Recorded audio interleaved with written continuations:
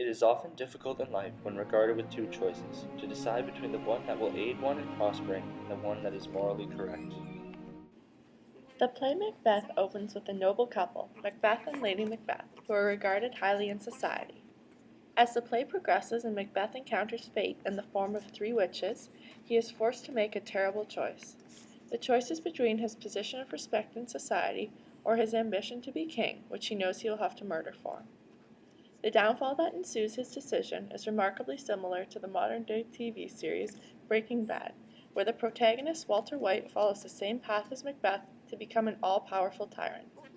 In the beginning, in both cases, both men constantly struggle with their moral code and their values in relation to the choices that they are making.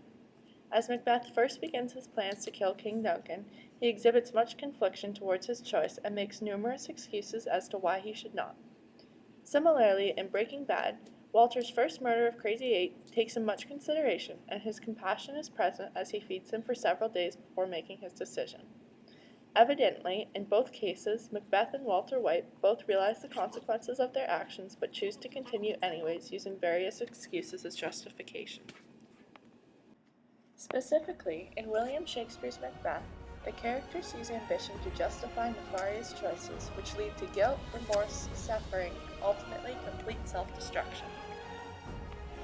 In fact, truly evil people cannot comprehend their negative choices, but logical people who willfully disregard the negativity are left suffering the results of making the wrong choice. Throughout the progression of the play, Shakespeare demonstrates both Macbeth and Lady Macbeth's growing sense of remorse for their evil choices. Indeed, remorse appears as prevalent repercussion for these decisions. Had I died but an hour before this chance, I had lived a blessed time. For from this instant there's nothing serious in mortality. All is but toys, renown and grace is dead. The wine of life is drawn, and the mere lees is left this vault to brag of. One prominent literary device represented by Shakespeare is pathetic fallacy. When Macbeth says grace is dead, he is giving human characteristics to the idea of grace. He also uses a metaphor for life with the phrase wire of life, explaining the frailty that is life and the remorse that he feels at his negative choices. Following the theme of disillusionment begins the downfall of Macbeth from a heroic soldier to a merciless tyrant. The decision he originally makes after encountering the supernatural circumstance of the witch's prophecy is one he believes to be beneficial for himself and his wife, with his ambition always wanting something more for his life. However, what he realizes soon after is the drastic negative effects that his decision has on himself, his family, and all of society. Macbeth's tragic hero trait of hamartia seen through his ambition leads to evil choices and furthermore the remorse he feels throughout the play. Simultaneously, Shakespeare uses the motif of blood to demonstrate the remorse the characters feel at their actions and at the weight that it puts upon them. Here's the smell of blood still. All the perfumes of Arabia will not sweeten this little hand. What's done cannot be undone. A literary device present throughout Lady Macbeth's soliloquy is an allusion.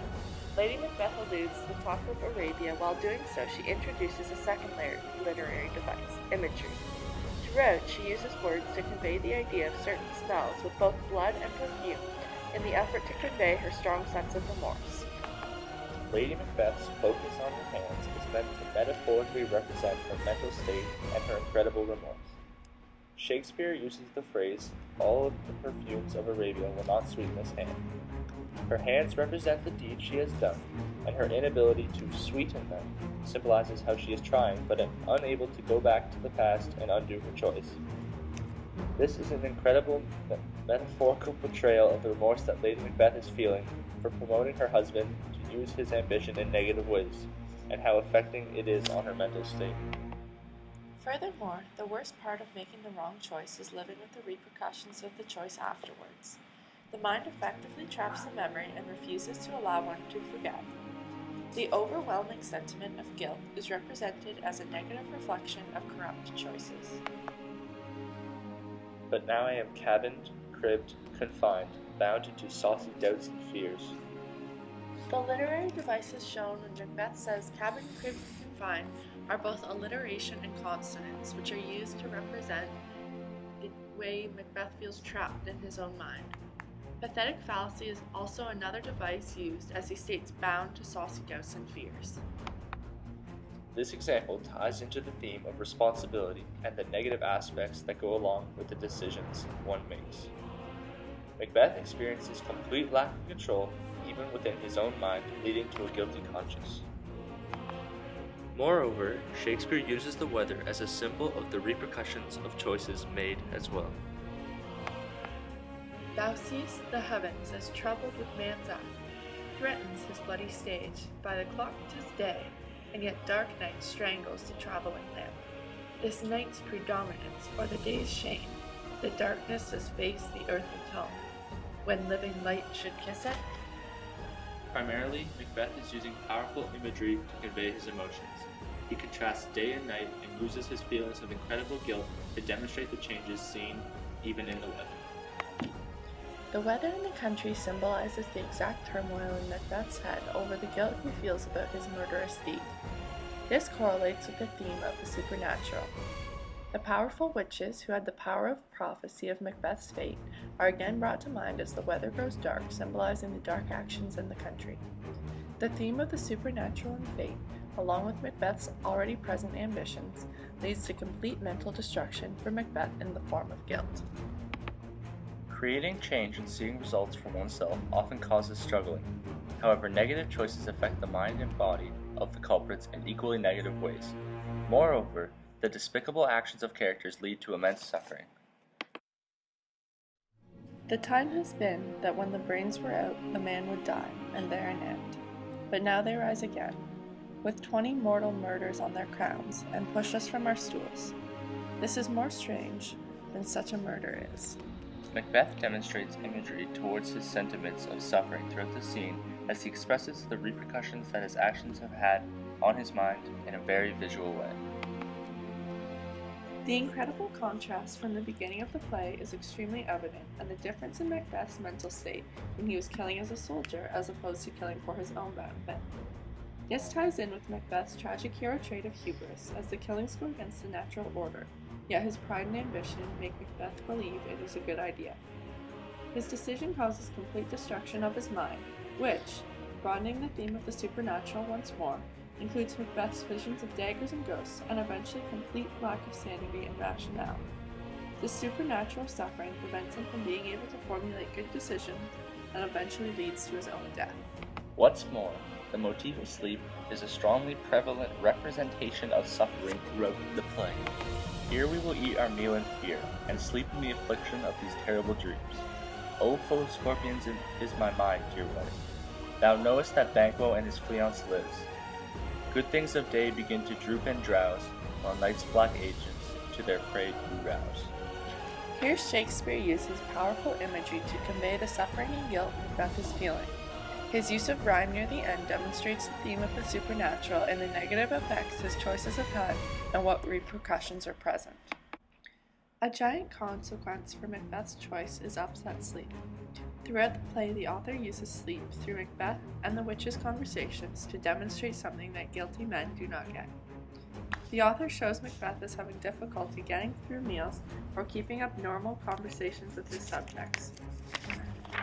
This aids with the sleep motif as showing how much of one's regular life is disrupted through this suffering.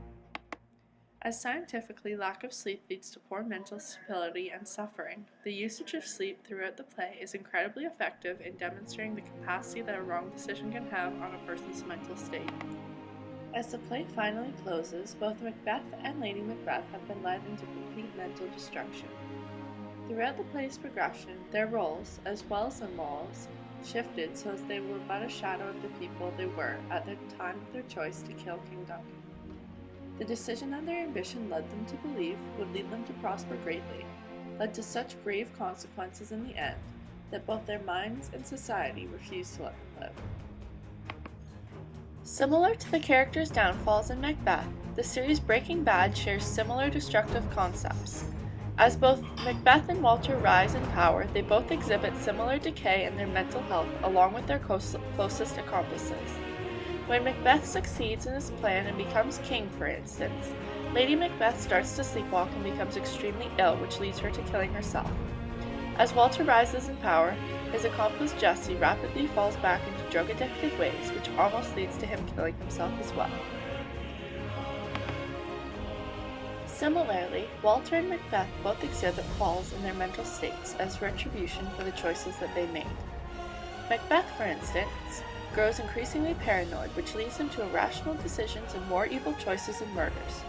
His ambition, which had originally helped to promote his desire to kill the king, is completely overtaken by his inflicted mental state, and he loses complete value for all but safety from his thoughts. Walter White pays retribution for his killing of Crazy 8, as well as his growing drug industry in similar ways.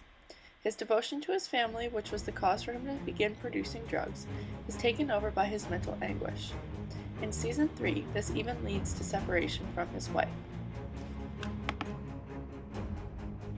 Through these prominent pieces of both literature and media, it is continually expressed that making an evil decision that one believes will aid one in their personal life often leads to horrendous repercussions.